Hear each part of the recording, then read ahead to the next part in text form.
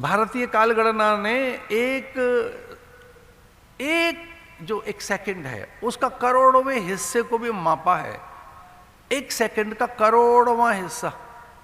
अब कल्पना नहीं कर सकते वैदिक गणित में इतना अधिक, कालगणना में उसकी सूक्ष्मता।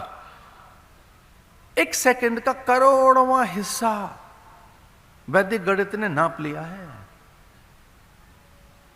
केवल एक सेकंड नहीं, एक निमिष नहीं, पलक झपकने के करोड़वें हिस्से को भी मापा गया है त्रुटि के रूप में, निमिष पल क्षण के रूप में, घटिका घड़ी के रूप में, मुहूर्त के रूप में काल को मापा गया है।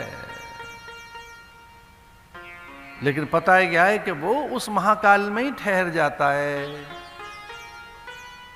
देखने में काल दिख रहा है पर वो काल स्थिर है, महाकाल से ही है, उसकी गति वहां से है। पर वो जब धीरे से महाकाल में जाता है, जब वो अनंत की ओर लौटता है, तब स्थिर हो जाता है। तदा दृष्टु स्वरूपे वस्थानम।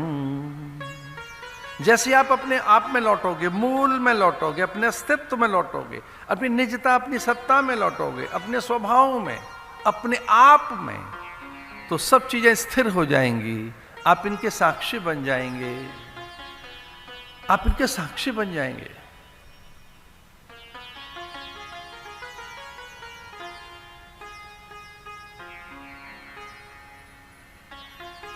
ये दिखने लगेगा आपको और आप इसके साक्षी हो जाओगे।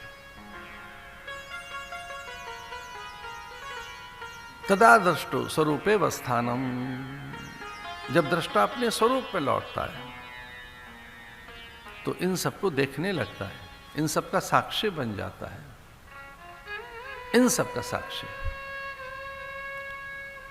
इसे संसार ठहर जाता है, ज्ञान में दिखता नहीं है। और सत्य त्रिकाला बाधित है।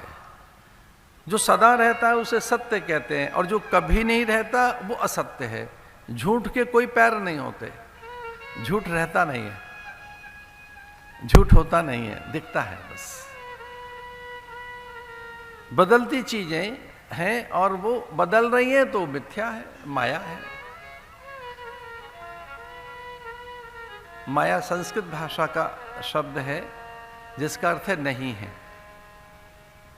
जिसका कोई एग्जिस्टेंस नहीं है उसे माया कहते हैं। मां का अर्थ है नहीं, माया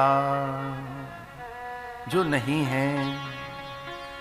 गो गोचर जह लग मन जाय, सो सब माया जानो भाई।